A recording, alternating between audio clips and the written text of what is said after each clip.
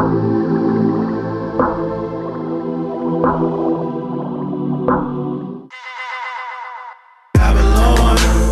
man, I've been so torn thinking about this world lately. Babylon, truth is so deluded and it drives me crazy. Babylon, this lost world is so hopeless. Babylon, Jesus Christ, that's where hope is. Babylon, no matter what they say, it's still so lost. Set me as a seal upon thine heart, as a seal upon thine arm. For love is strong as death, jealousy is cruel as the grave. The coals thereof are coals of fire, which hath a most vehement flame. Many waters cannot quench love, neither can the floods drown it. If a man would give all the substance of his house for love, it would utterly be contemned. That is Song of Solomon 8, verses 6 through 7.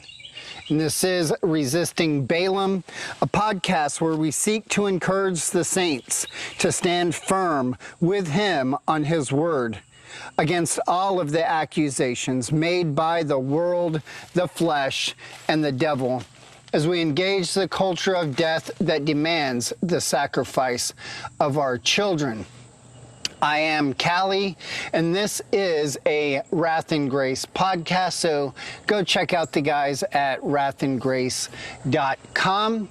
Make sure to like and share this content. It helps build the algorithm and get this content out there. Go check out our Patreon page and support us there if you would like to see us to continue to create and distribute content like this. That is patreon.com/resisting Balaam. Okay, so today I wanted to talk about IVF. I've done a couple of episodes on embryo adoption and just various things that are associated with IVF, but I haven't done anything on what IVF is in particular, the mechanisms behind it, the science behind it, and the ethics on how we ought to view IVF. I've dealt a little bit with how should we look at these supernumerated embryos, the excess of humans that we create through this process. But I wanted to dedicate an episode to IVF in particular. Before I do, let me invite you to go to Topeka, Kansas, for their abolition conference that they are having on the 14th of March, and coming to the Capitol for a rally on the 15th. I will be speaking there on the 14th about IVF. So I want to mention that real quick. Also, I will be releasing my documentary on embryo adoption at the Pro-Life Is Not Enough conference this September. And the dates that we are looking at are Friday the 9th and 10th. And we will have more information as it comes out. This will be in North Dallas, and the entire conference is going to be centered around IVF. We'll be talking about the incarnation, idolatry. We'll be presenting a position paper on IVF, talking about the ethics behind IVF, as well as what should the church be doing? How can pastors especially be involved with leading their flocks in education and action around IVF in particular? So I wanted to spend today to talk about in vitro fertilization. So when we talk about fertilization, what we are talking about is the action that happens when a sperm combines with an ovum or a mature egg. And when the fertilization happens, when the sperm and the egg combine together, we have a new instantiation of humanity in this organism called a zygote. That's fertilization. We're talking about conception is another term that we use. We're talking about when a new human comes into being. Fertilization, when the ovum or mature egg is combined with the sperm to create a zygote. And we make this distinction between in vitro fertilization and in vivo fertilization. Now, when we say in vivo, it means in the living. It's Latin. And we're talking about fertilization that happens inside the living organism.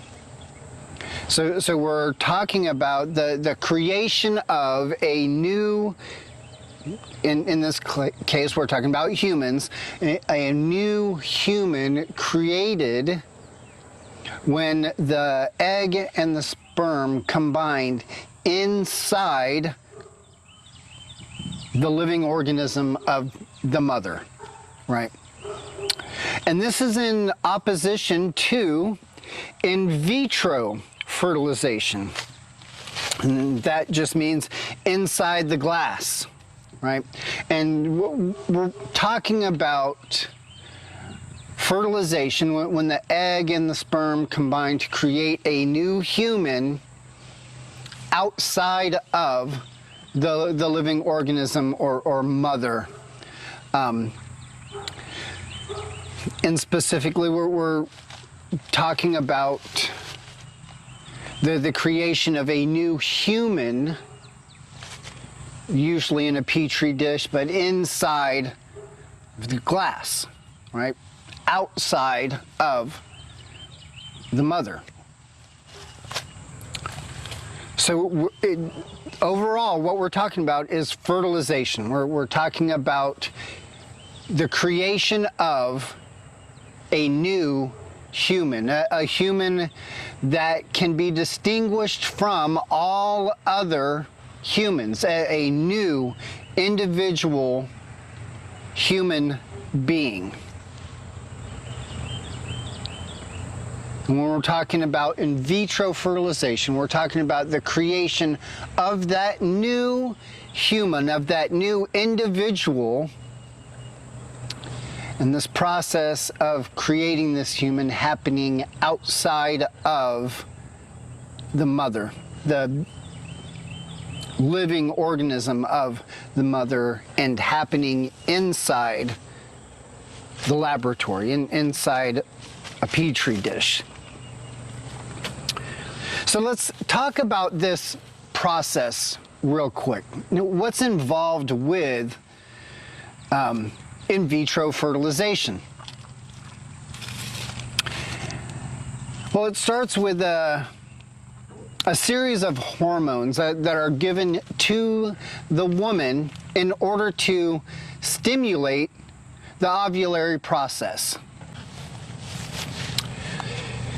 In a woman's normal cycle, her body releases a single egg, normally. Sometimes it's 2, sometimes it can be 3. This is where we get maternal twins from.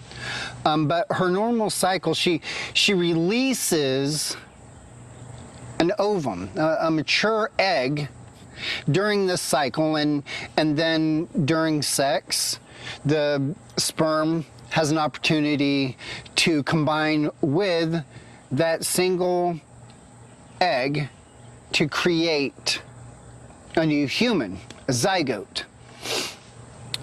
But in vitro fertilization, what we have is hormones being given to the woman to aid in this process so that she releases not just one oocyte, which is the single cell that matures into becoming an ova or an egg. Instead of releasing one, they try to stimulate her to release anywhere between 10 and 20 of these single cells that possibly will mature into an egg that can be fertilized. So traditional IVF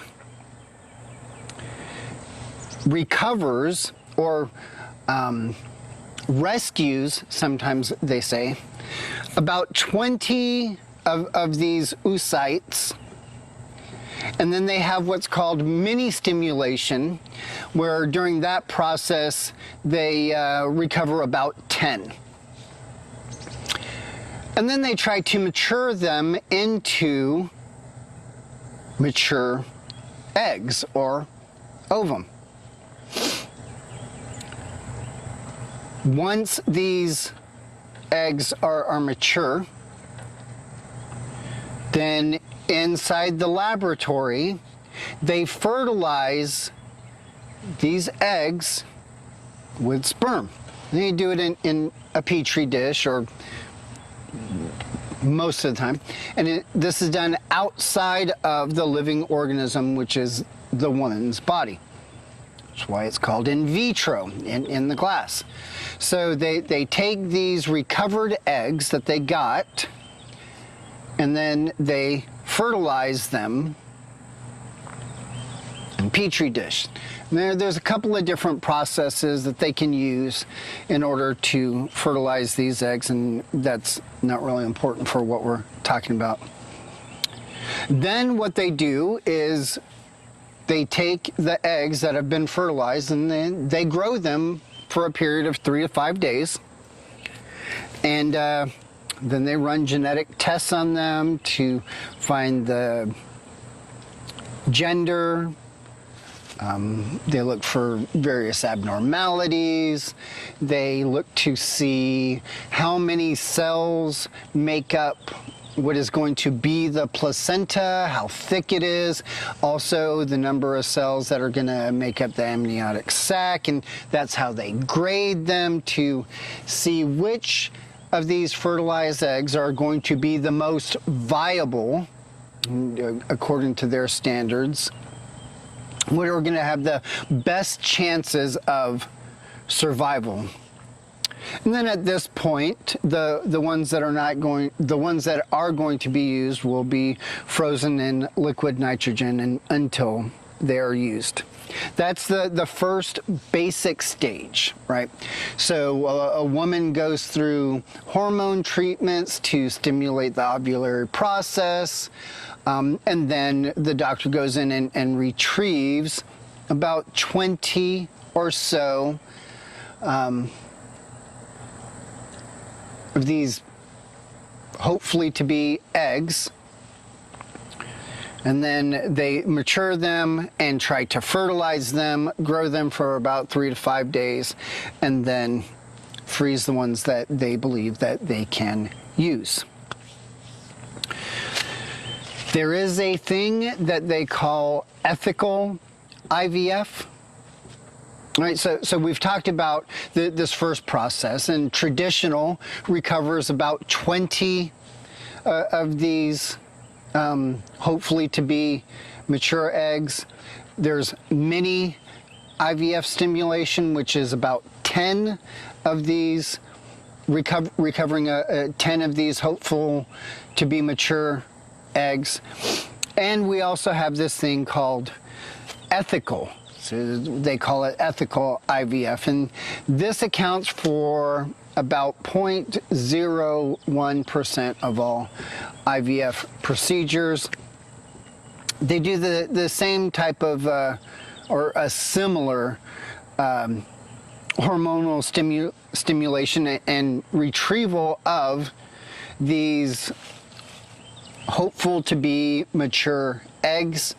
But rather than fertilizing them straight away, what they do is they freeze the eggs, and then instead of the fertilized eggs, and then as they need them, they thaw out the eggs rather than creating extra humans, freezing them, and this type of stuff. I'm going to talk about this later, but the claim is that this method prevents, one, excess embryos from being created, extra humans. It prevents humans from being stored without due process. And so that's what makes this ethical. You're not killing humans, nor are you freezing them, and that's why this is ethical. Now, I'm going to be discussing all of these here in a little bit. So the second stage of IVF is called the transfer, right? This is where you take the human that has been created in vitro and you transfer it into the living host, into the mother's womb, right? And there's two different ways of doing this. You can have frozen transfer, and you can have a fresh embryo transfer. Fresh embryo transfer is just when you do this process without freezing the egg in the first place. Now, what they found is that it has a lower success rate, and they assume it's because the trauma that the woman's body has gone through in the hormonal stimulation for releasing the eggs, and the recovery of the eggs, that it causes such a shock to the woman's body that fresh transfer does not take as well.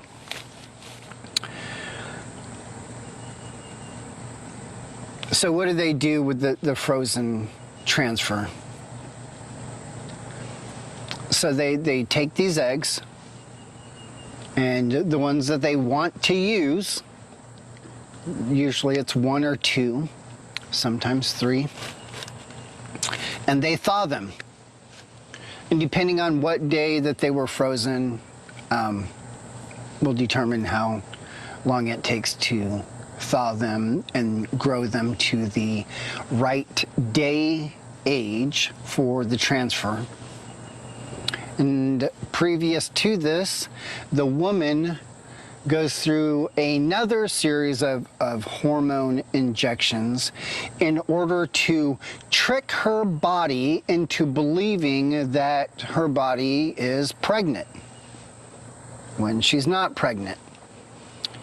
And then they time the tricked pregnancy to the age of the child that is being transferred, and then they just transfer the child into the body and hope that the child implants into the uterus properly. Most of the time it is not a fresh embryo transfer, like I said, because the success rates are a lot lower. So most of the time it is frozen embryos that are thawed out that are going to be transferred, and then the transfer hopefully takes place, and the child implants properly into the uterus of the woman who's tricked her body into thinking that she's pregnant. And then from there, if the child implants properly, then the pregnancy goes on more or less regularly, right? So before I get into some of the ethics and stuff, I want to talk about the attrition rates that are generally accepted within the IVF community. And they talk about these rates by the various stages. So 20% of the retrieved oocytes will not mature, right? So for example, if you do the hormone treatments and you recover 20 eggs or 20 of these oocytes, start with 20 of them, only 16 or so, plus or minus, 16 will mature into being an ovum, right? An egg that can be fertilized. Of the mature ovum, 20 will not be fertilized. Right, so they try to fertilize the 16 mature eggs that they got from the 20 that they recovered, and of them, only 13 will fertilize. So already starting out, we're down to about 13 humans that we've created outside of the woman in the glass, out of the 20 not mature eggs that we started with. So after growing them for about 3 to 5 days, and then getting to a point where we thaw them for transfer, we have somewhere between a 40 and 50% attrition rate. So now we're down to about 6. So of the 20 recovered, rescued, whatever word you want to use, oocytes that were taken from the woman, we end up with about 6 that survive to the point of transfer. And then of those, we're looking anywhere between a 50 and 80% attrition rate. And what a lot of the doctors at this point start pointing to are the grade of the human that they created, but more than that, the age of the woman that is going to be the host of the child, right? Because we have third-party women that is what we're talking about. It's not always the mother of the child that is going to be gestating or carrying this child to birth. I mean, there's embryo adoption, you have surrogacy. I mean, there's a whole list of ways that the woman that is carrying the child is not the biological mother of that child, right? So the attrition rate, if we're going with 20 of these unmature eggs being rescued to the point of being transferred, we're looking at about 6, okay? So that's just the basic mechanics behind IVF. It's nowhere near in depth, nowhere near talking about like the genetic process or the hormonal process of it. That's just a bare bones reductionist idea of what happens in IVF, and I, that's about all we need to really understand in order to have some kind of real and honest conversation about the ethics behind IVF. I don't think that we need to be experts. I don't think that we need to go get advanced degrees just in order to talk about the ethics behind IVF, but this is just a very basic, this is what's happening so that we can have this conversation about the ethics behind what's going on. And as we begin to talk about this issue, there is one thing that I would like us to point to and really focus on, because this is going to be central to why we talk about IVF the way that we do. And that is that we need to take this out of the abstract of, talking about oocytes and ovum and sperm and zygotes and thawing and freezing and petri dishes and embryos and blastocysts and all of these transfer, uterine lining, all of these kind of clinical sounding terms and phrases. And let's remember, we're talking about humans. Right? We're talking about humans created in the image of God. So when we start dealing with the ethics on, can you unjustly kill this human? Or what can we do with this human? Or also, hey, this couple is suffering from infertility. They are unable to bear human children. And that's the thing that they are struggling with. These parents are human. And what God has denied them is a human child. So let's come to this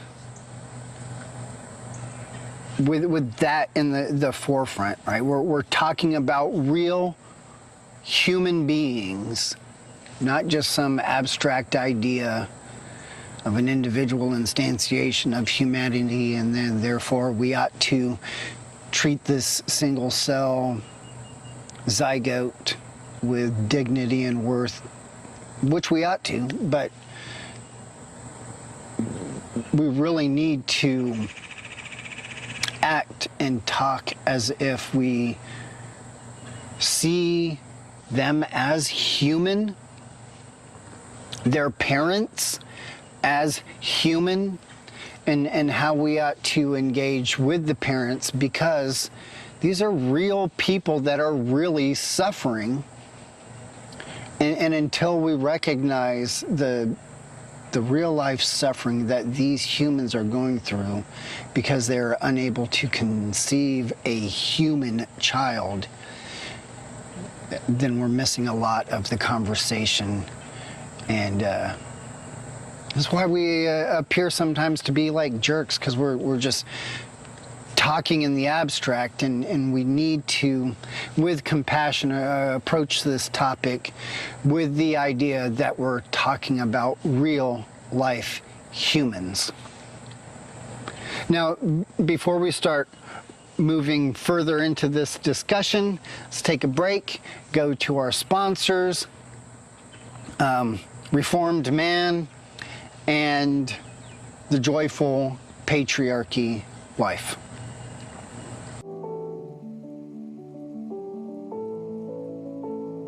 We are Titus 2 women, seeking to glorify God through the teaching of younger women, biblically, to love their husbands, children, and be keepers of the home. Not grudgingly or as a legalistic chore, but rather to joyfully sacrifice in loving their husband and children as unto the Lord. Giving glory to God and finding joy in caring for our families in only the way wives and mothers can. As God has blessed us with female traits that make our work in the home essential to a godly home.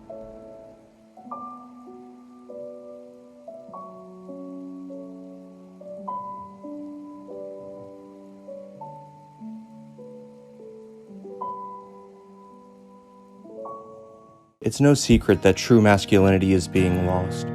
We are attempting to recapture the essence of true godly manhood, biblically balanced just as the Lord intends it to be. We do this by highlighting the interest of the everyday man and pointing them to real wisdom only found in the gospel. One of our top priorities is to shine light on and support ministries on the front lines battling the evil deeds of the flesh and Satan. A portion of all online sales go to ministries such as Resisting Balaam and Bridge Ministries Laredo to further the kingdom and bring glory to his name. So who are we? We are husbands. We are fathers. We are sons.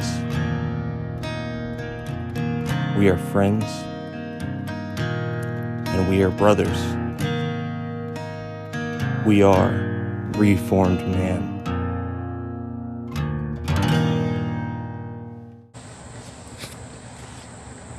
Okay, now that we're back and we're talking about IVF, we've gone through the very basic science, biology, genetics, whatever you want to talk about it, dealing with the mechanics behind this process.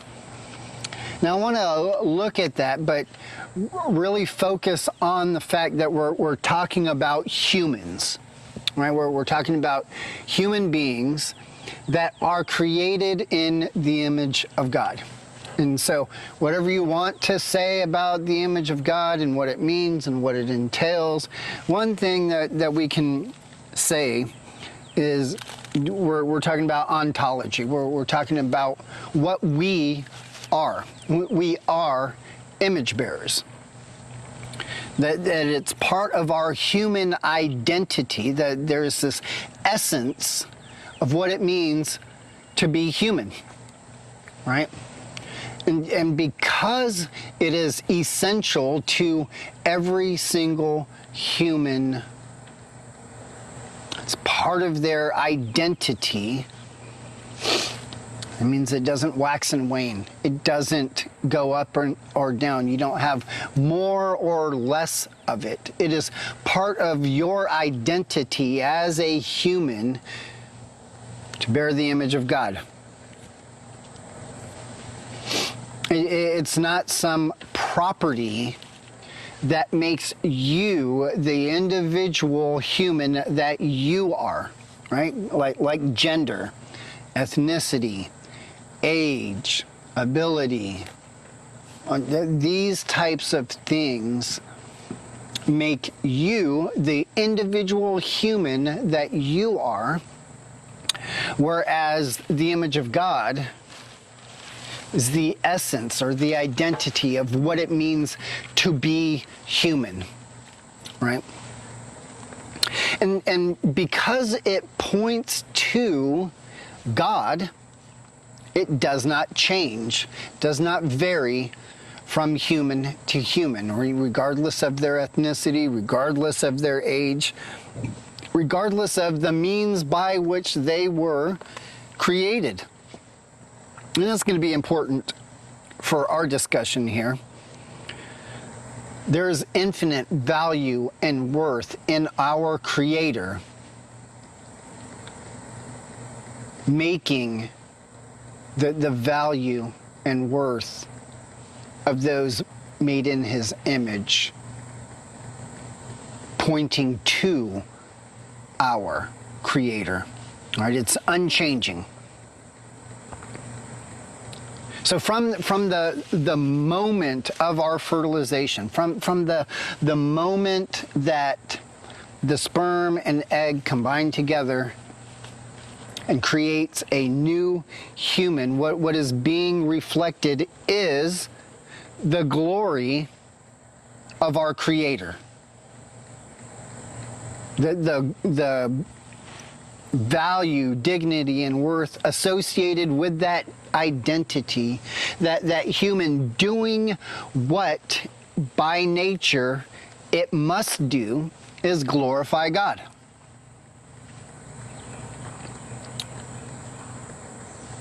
At the same time, that individual human can be distinguished from every other human that has ever been created.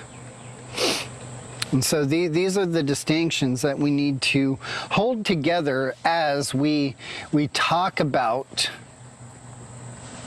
IVF, right?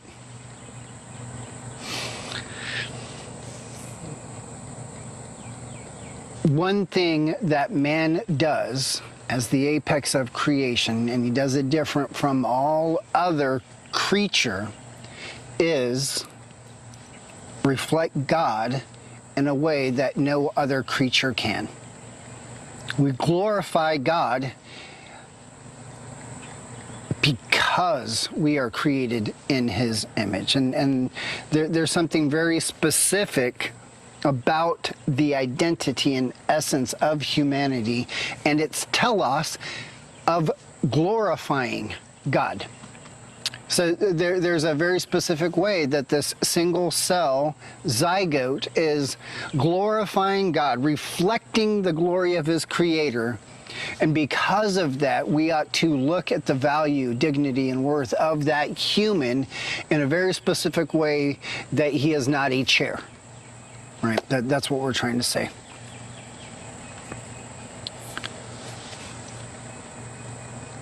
Adam, the first created son of God,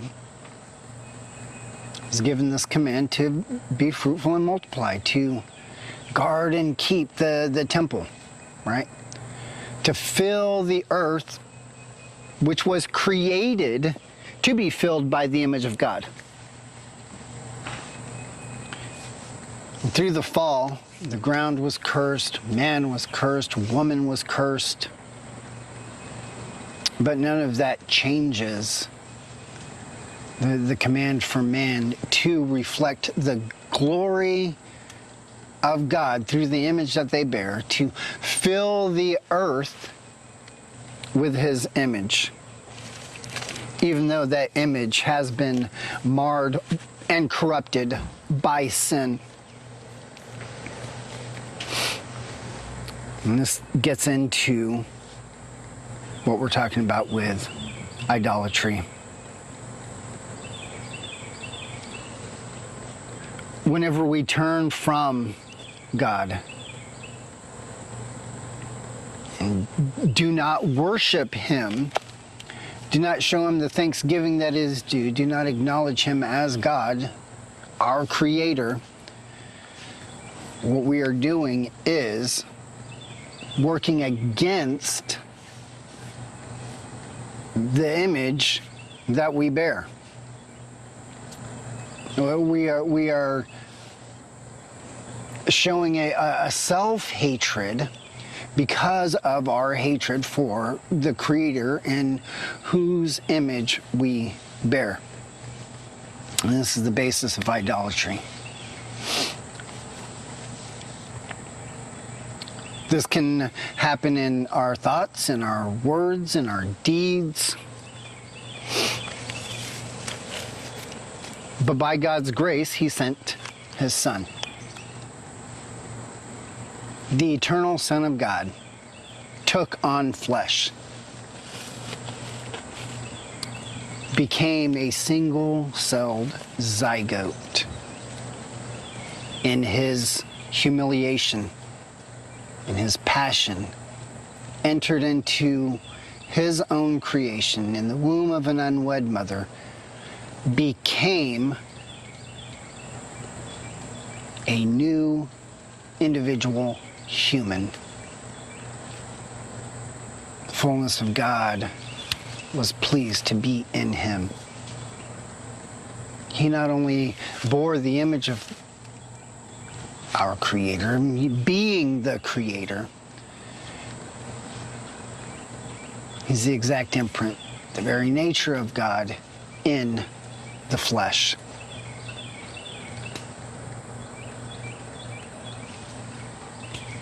His whole life,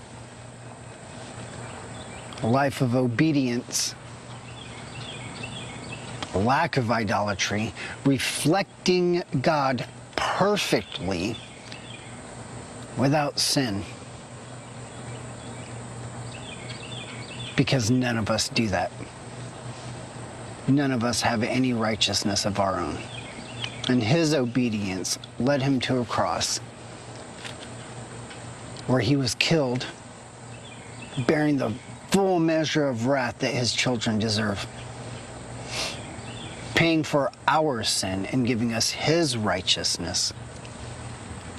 See, and it's through the incarnation that we need to look at IVF. We need to understand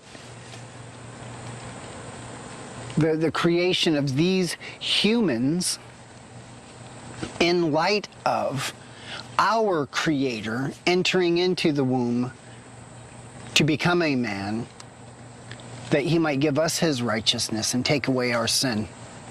This is our King, right? Making us adopted sons of the Most High. So we look at IVF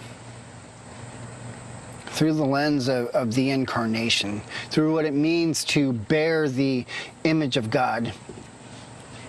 The first thing that we need to do is have compassion for fallen man that seeks the blessing of children. And that's really the first place we need to start in this conversation. There are real life humans, husbands and wives, who want to recognize that God has said children are a blessing from him. Recognize that families are commanded. That this is the means by which God is filling the earth with his image. This is the means by which he is bringing many sons to glory through Jesus.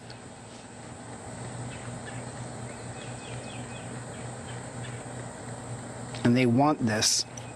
It's a good thing to want family. It is a good thing to want to be married, to have children, to raise them up in the admonition of the Lord.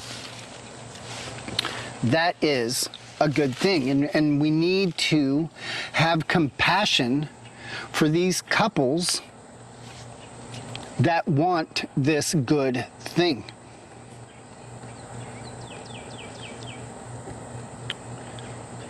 But at some point, does a desire, even for a good thing, become idolatry?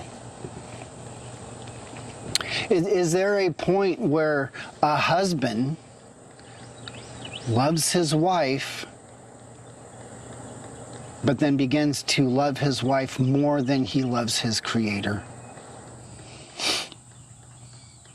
And takes this good thing of marriage and turns it into an idol, and it becomes idolatry.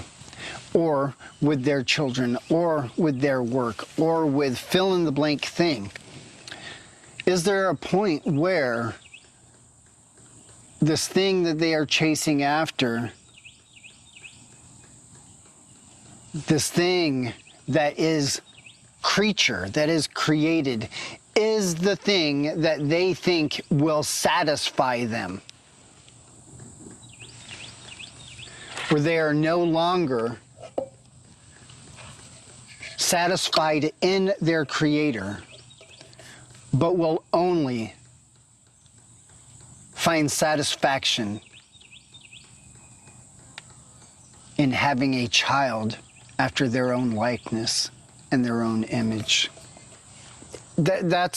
So now we're trying to find out, at what point is that?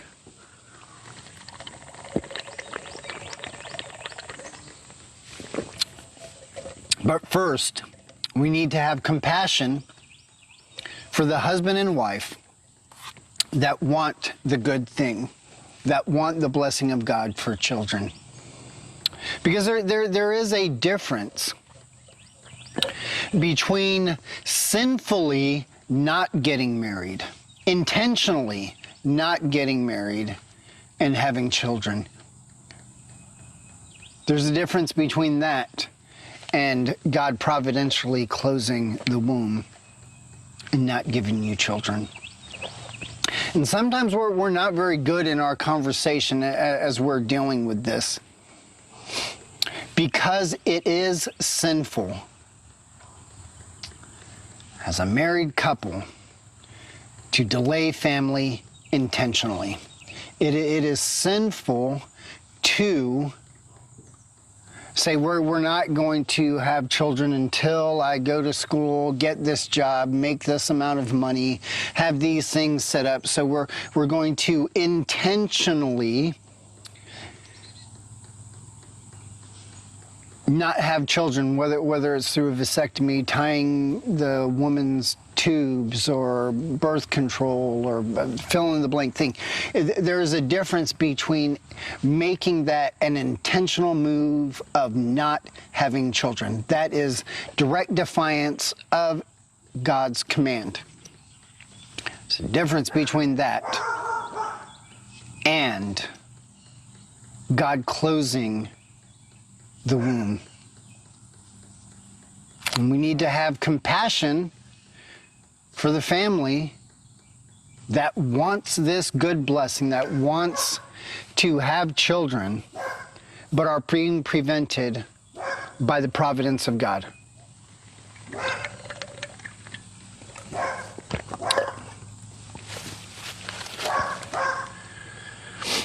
So after we have compassion, or while we are having compassion, and we're looking at these families, walking with them in their suffering, acknowledging that they want something godly, they want a family, they want to obey this command to fill the earth with God's image, but God in His providence is preventing it. As we are doing this, we need to warn them of the possibility of idolatry, of taking this good thing that they are seeking after.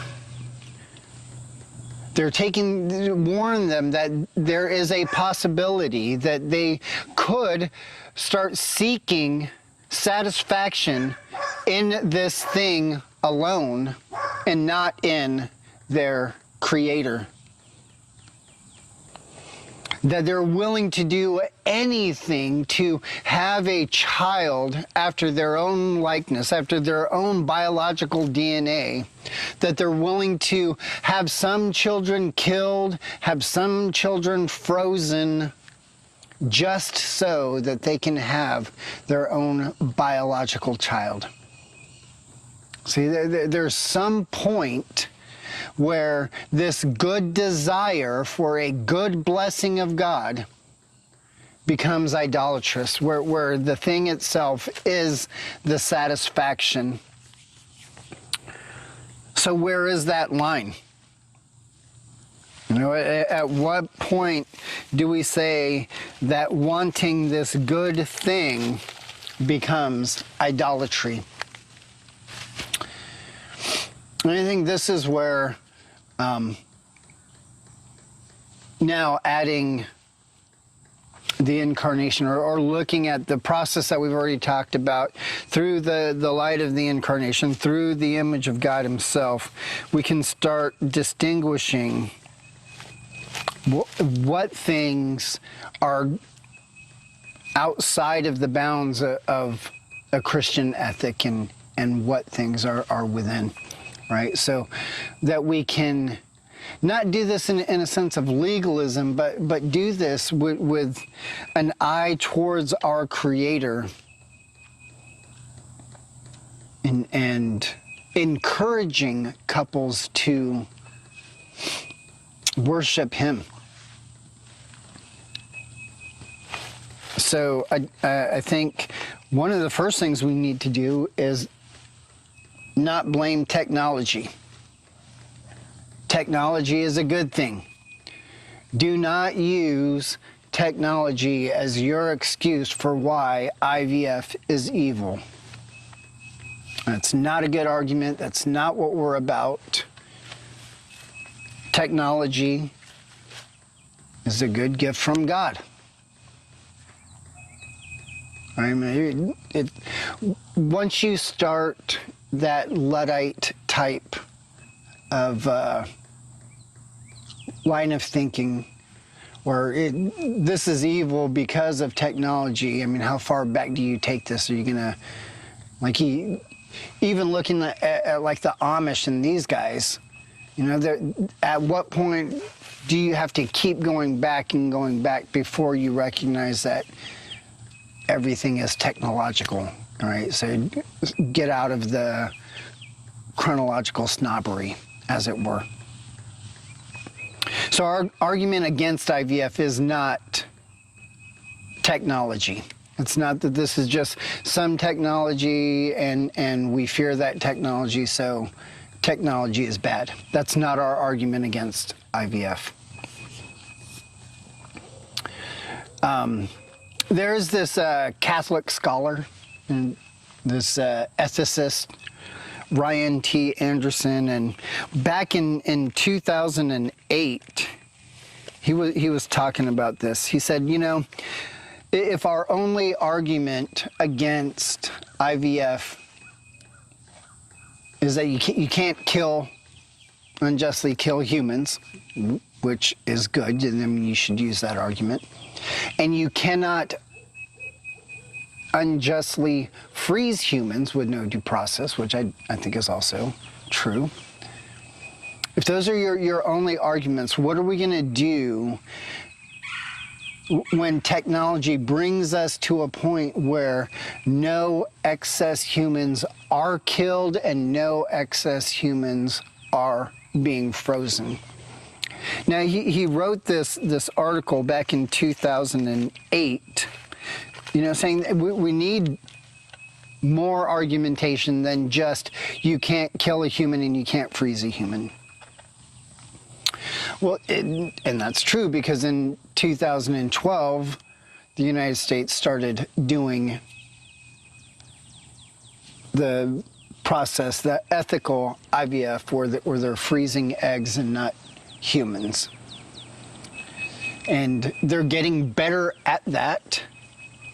And the technology is at a point where, relatively speaking, going along with his argument, we can say, you know, that humans are not being killed nor frozen. So why is this ethical IVF something that we are against? And I eventually want to get to that point. But first, I mean, let's talk about the unethical IVF, right? Because this should at least be easy to talk about in light of the incarnation and the image of God in which humans are created. We should be able to say, regardless of how a human is created, that you cannot unjustly kill a human because humans are created in the image of God. So currently, about 5% of these extra-numerated humans go towards scientific research in which those humans are tested on and in the process killed. So we need to right away move those off of the table. We're killing humans for testing. It's easy for us to say that Nazi Germany was wrong in a lot of their eugenics projects. We should recognize that these humans, these single-cell zygotes, these blastocysts, these humans that they are growing in the laboratory in order to do testing that they are human. And just because they say that they might develop some vaccine, or they might reduce the number of Down syndrome babies, or they'll find the gene that does this thing or that thing, and they'll be able to tweak it because of these tests that they've done. That's immoral. It's easy for us to say, yeah, the testing that we did on the Jews was immoral, or the syphilis test that we did on the blacks, yeah, that's immoral, you know, or the LSD test that we did on prisoners. Yeah, the CIA was immoral in doing that. And I mean, it's a lot easier for us when we see a human walking around that looks like us. It's easier for us to say that's immoral. And in like manner, it's easier for them to say we should be doing this because that is subhuman. He's black, you're white. These tests are necessary because this is a subhuman Jew. And we're always creating these subcategories, making them less than human in order to justify the testing that we're doing on them, which many times leads to their death. And that's exactly what we are doing with these humans created in the laboratory. So we need to instantly remove all of the genetic testing of all of these children that results in their death.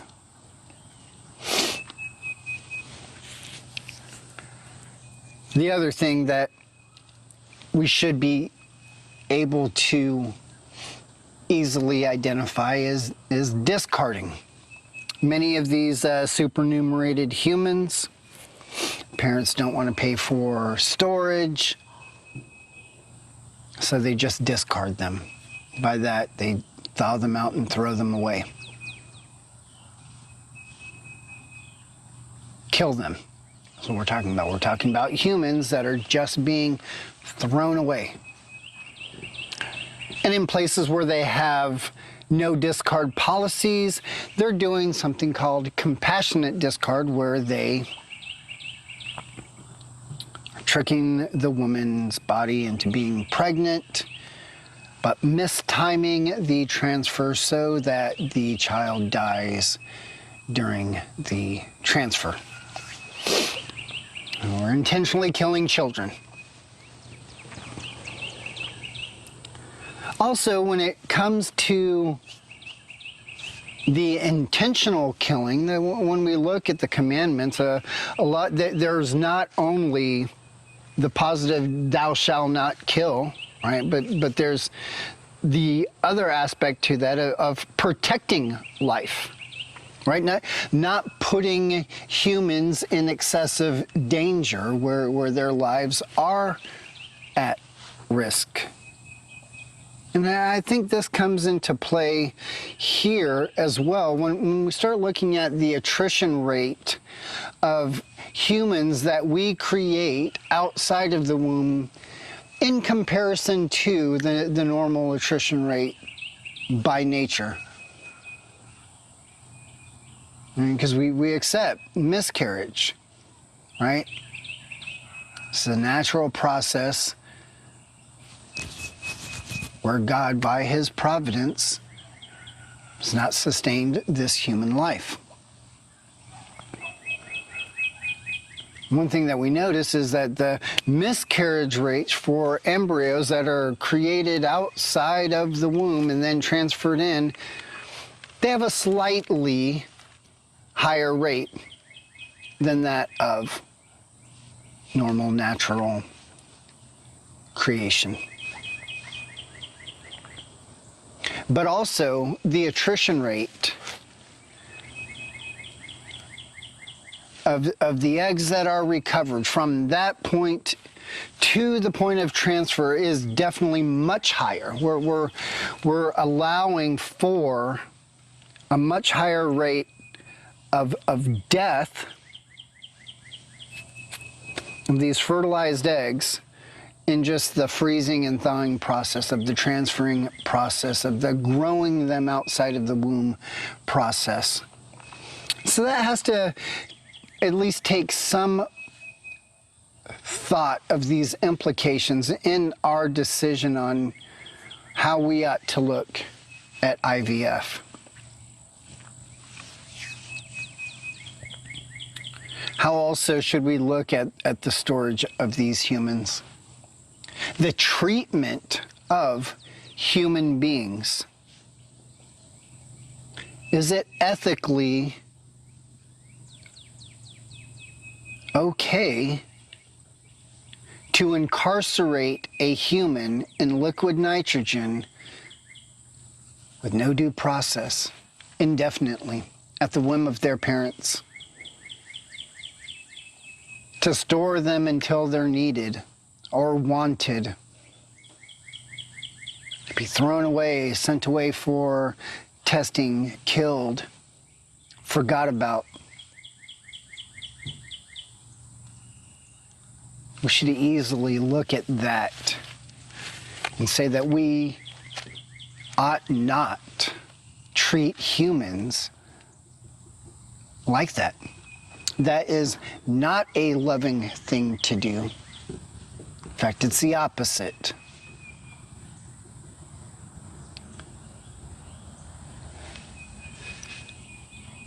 I think it should be easy for us to say, as Christians, that we should not be part of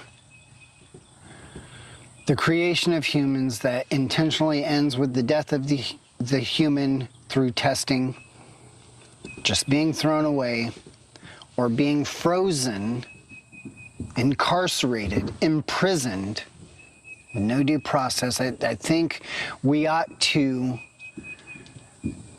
look at those things as being outside of the realm of possibility for the Christian, that those things of themselves push them into a form of idolatry, where somebody who might be desiring something good, might be desiring a blessing from God, but going about it in a manner that is antithetical to a Christian ethic and becomes idolatry. That should be the easy step for us. But what I notice is that some Christians argue for IVF based off of, one, the ethical IVF practice, and two, this desire for wanting a good thing, a blessing of how can it be bad if you're trying to have children, right? And that's what we're trying to work through right now. So let's move on to this idea of ethical IVF, because I do know of Christians that are really involved with ethical IVF, and they intentionally chose ethical IVF because they saw that creating supernumerated humans was unethical. That having extra children to be killed was anti-Christian.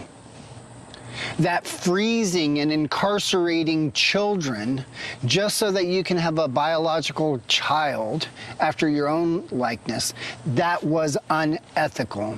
That was a form of idolatry. And so there are some Christians that are seeking to have this blessing of children, and they're trying to navigate through the ethics of IVF, and they're recognizing, hey, some of this is actually evil. I want no part of creating humans that are going to be destroyed, creating humans that are going to be incarcerated. And like I said, this is 0.01% of all IVF. But let's recognize that there are some Christians that are at least thinking about it through this lens. Now, to the ones that are using this ethical IVF situation as a way to argue for IVF generally, and then they're going out and, you know, recovering 18 eggs, fertilizing them, and having, you know, like 15 or so frozen until you want to use them. You're being dishonest in your argumentation, right? If you're going to argue that ethical IVF is appropriate and then not use it, you're being dishonest. So what is this ethical IVF process, and how do we talk about this 0.01% of IVF, where they do the hormone treatment, stimulate the ovarian process, ovulatory process, recover all of these eggs, and freeze the eggs. And then when they're ready, they thaw 1 or 2 of the eggs, fertilize them, and then transfer them as needed. How are we to look at this process? Because remember, we can't say that it's technology, that technology is bad. Because technology isn't bad. We can't say that, you know, these Christians that are doing this, they are trying to be ethical, right? They don't want children killed. They don't want children frozen. So what is it about this process that we should either be for or against? How is it that we should look at freezing these eggs and then thawing them out, fertilizing them outside of the womb, and then transferring them? I do think that it is problematic, but this is where I have struggled the most when dealing with IVF. And I'm willing to have my mind changed on this.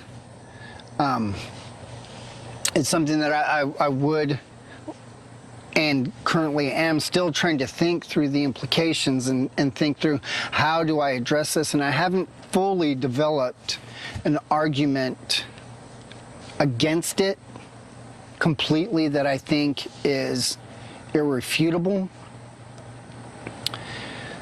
But this is where I am right now.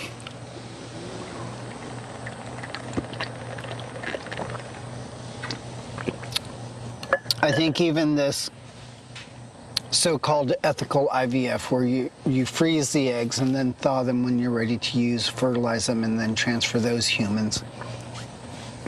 I think part of the problem has to deal with the act of sex itself.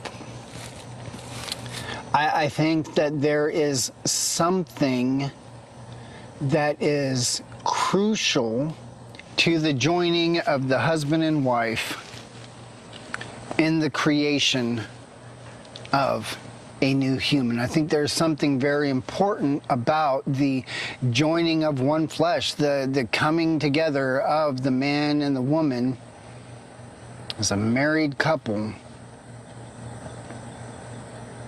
that is significant to the creation of a new human. That is not to say that sinful sex will not lead to having children. I mean, it's obvious that happens. You do not have to be married. You do not have to have sex with your spouse in order to have children physically. It is very physically possible to have children outside of the design that God has established for husbands and wives coming together to have a family.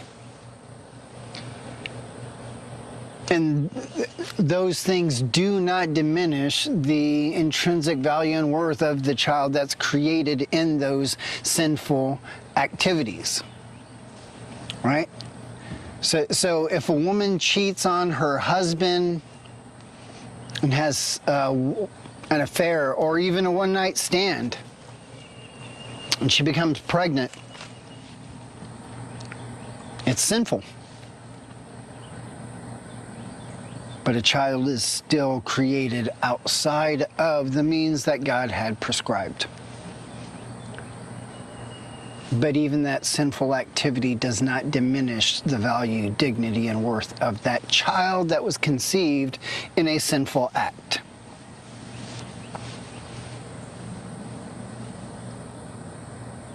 We look at Abraham and Sarah and promise this child, and it's not happening. So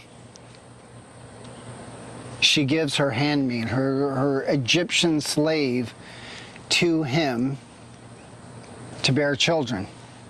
Physically, does it happen? Yes. But was it part of the promise? No. Was Ishmael created in the image of God? Yes. Does he have the same value, dignity, and worth because he bears that image? Yes.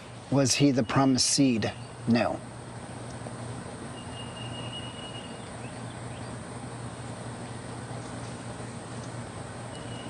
God designed for husbands and wives to join together in the act of sex in order to fill the earth with his image.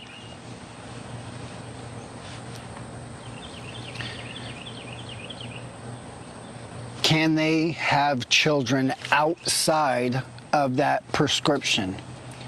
Yes. Happens all the time.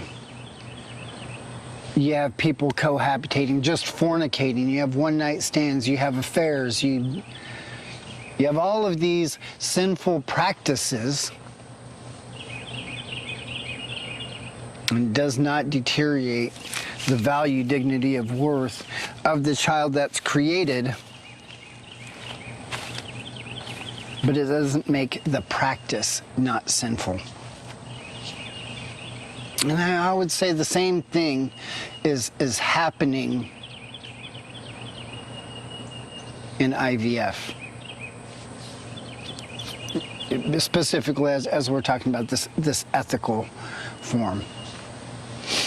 I think a husband and a wife not engaged physically,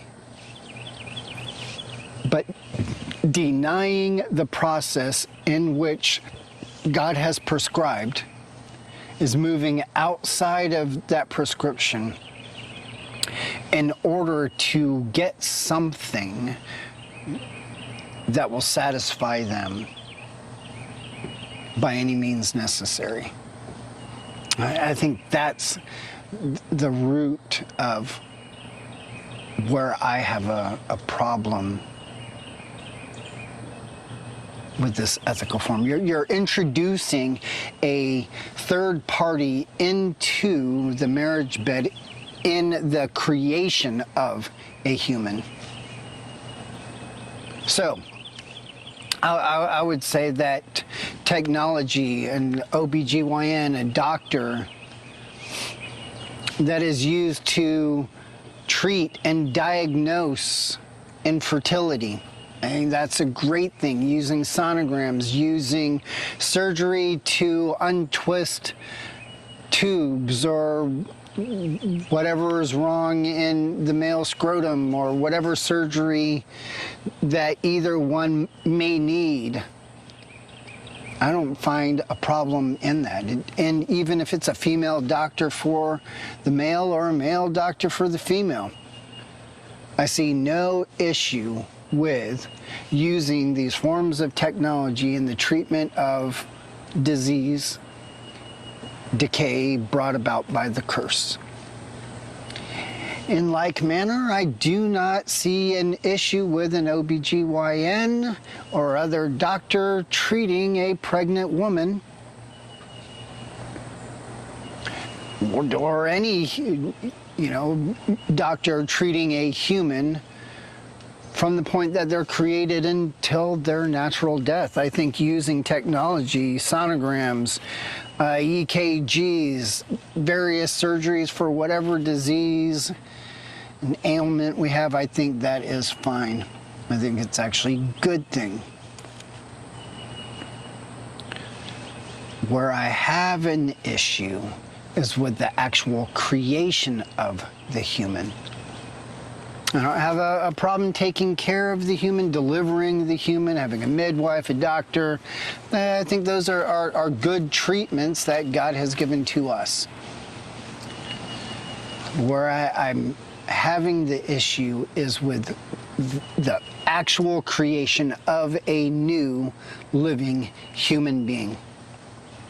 I think when we go outside of the prescription of God in sex for a married couple,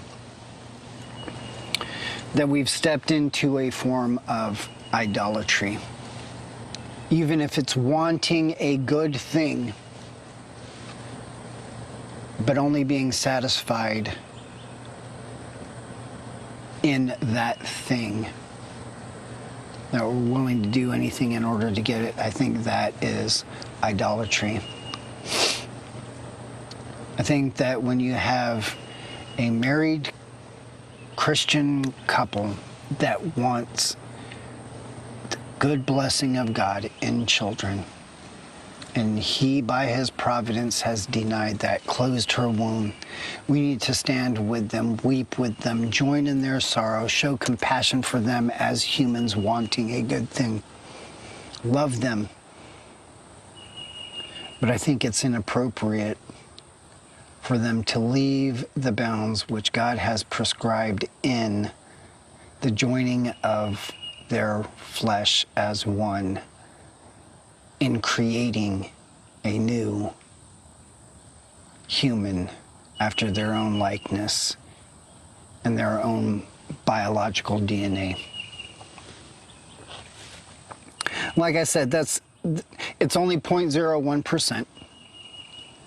I haven't fully developed how to really articulate that, how to compassionately talk to Christians that are dealing with that.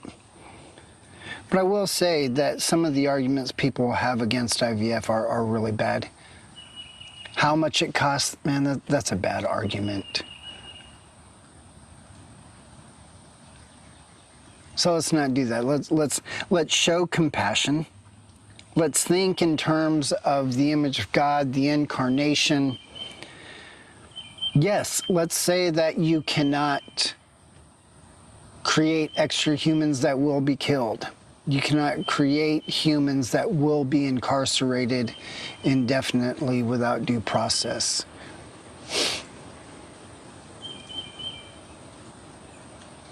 But let's start really thinking about the implications of what it means to be created in God's image and how we ought to treat humans because they're created in the image of God. And that is married couples that want to have children, as well as these children that are already created. I hope that this has been a little bit helpful. Like I said, I'm still trying to work through some of this. If you have any questions, hit me up. If you have any ideas, I'd love to discuss them with you. And until next time, join the resistance and wield the sword of truth Our Lord has left us here to navigate through this world as priests in the kingdom of God. Apply the mind of Christ and battle against the culture that hates God and loves death.